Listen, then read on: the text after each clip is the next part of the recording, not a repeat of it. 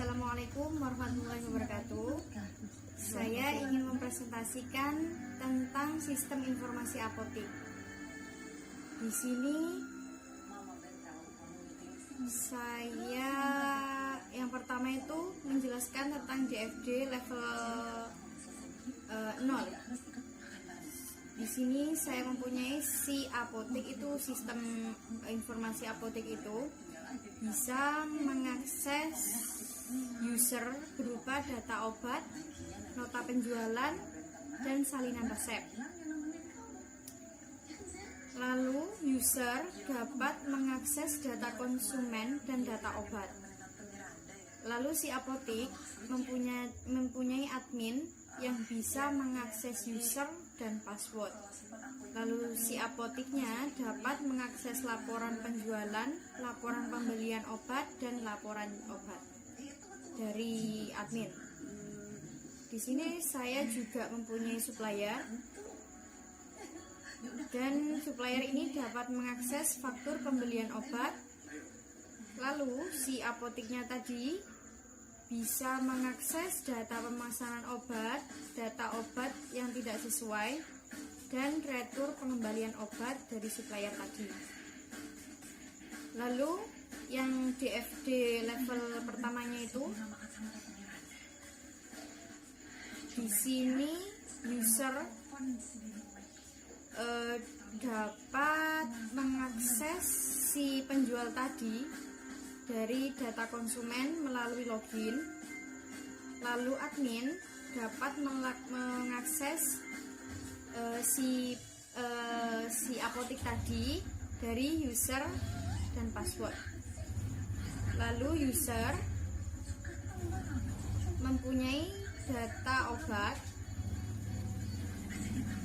dan dilanjutkan laporan penjualan di admin. Lalu penjualan non resep ini mempunyai notif data obat dan nota penjualan. Dan penjualan non resep tadi mempunyai data, yaitu data obat dan data penjualan. Dan dari dua data ini mempunyai file, yaitu yang tadi data obat itu namanya file obat, dan data penjualan tadi namanya juga file penjualan gitu ya.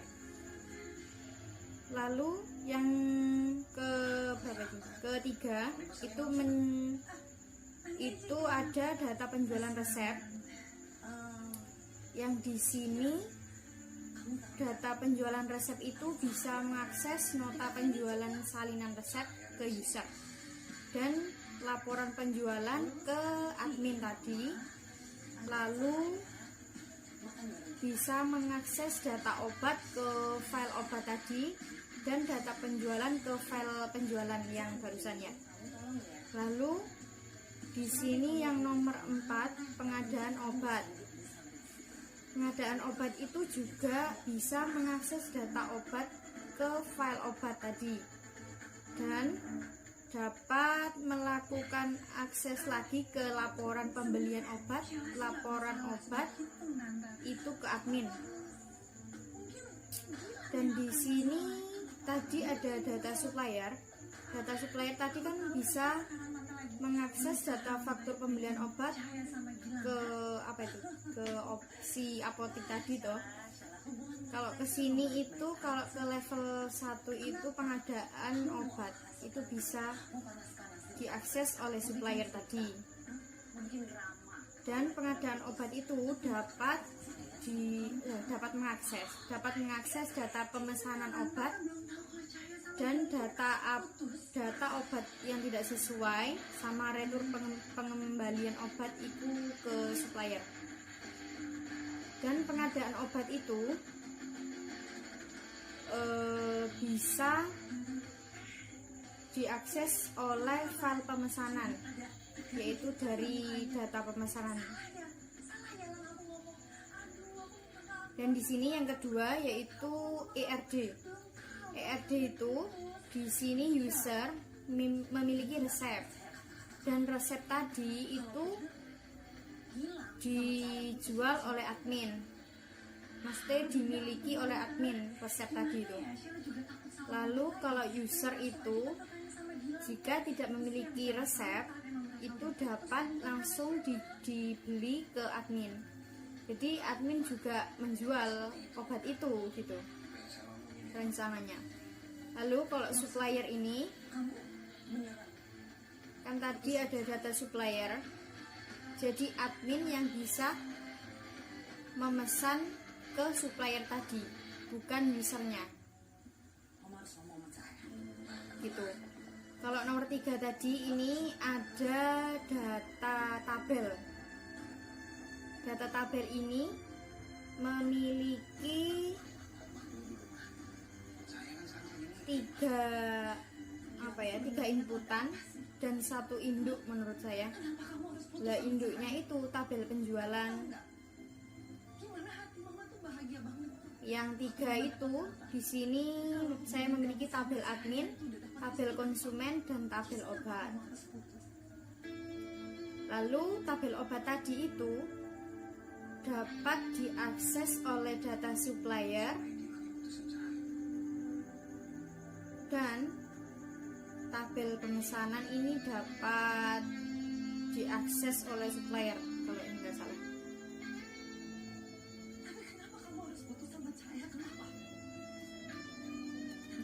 Demikian presentasi dari saya. Data interface yang dilanjutkan presentasi dari Mas Aldimas. Terima kasih. Assalamualaikum warahmatullahi wabarakatuh. Kenalkan, nama saya Muhammad Aldimas Maulidana, NIM 048. Di sini saya akan meneruskan presentasi dari Mbak Vila tentang user interface dari penjualan apotik. Jadi di sini kita menemukan user interface dengan form admin ya, khusus untuk admin. Jadi di sini ada login di sini ada username setelah passwordnya. Setelah dari admin tersebut mengisi username dan password, kemudian lanjut ke submit, masuk akan mengarah pada form admin menerima pesan. Jadi di sana ada daftar pesanan dari para pembeli apotik atau customer apotik. Contohnya di sini ada ID pemesanan. Jadi ID pemesanan ini itu ada. Terus ada nama konsumen. Kemudian alamat dari konsumen tersebut, jumlah pesanan obat, total harga dan status. Jadi status obatnya. Dan admin tersebut bisa print daftar pesanan tersebut atau reportnya. Nah, kemudian kita mengarah ke user interface-nya oleh konsumen. Jadi di user interface khusus untuk konsumen ini kita akan mengisi nama, kemudian nomor HP yang aktif, kemudian alamat. Setelah itu jika sudah benar, kita akan klik button masuk. Atau jika merasa oh ini ada salah, jadi kita harus mereset tersebut, akan mengulang semuanya dari alamat, nomor HP serta nama, dia akan menghilang. Dan kita akan mengisi nama, nomor HP dan alamat yang benar. Kemudian jika kita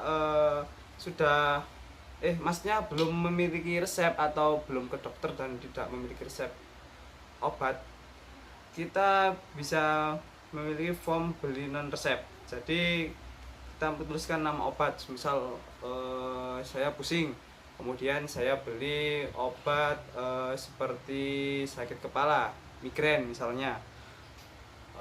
Kemudian saya tulis obat sakit kepala migrain, kemudian saya klik cari, kemudian muncul obatnya sini.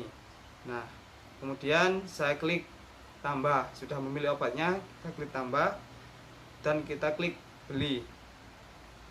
Kemudian kalau misalnya sudah ada dengan atau sudah pakai resep, jadi klik nama obatnya saja, obatnya apa itu resepnya, terus klik tambah. Sudah klik tambah, data kita akan masuk ke form admin yang menerima pesanan kita tadi. Sekian dari saya. Wassalamualaikum warahmatullahi wabarakatuh.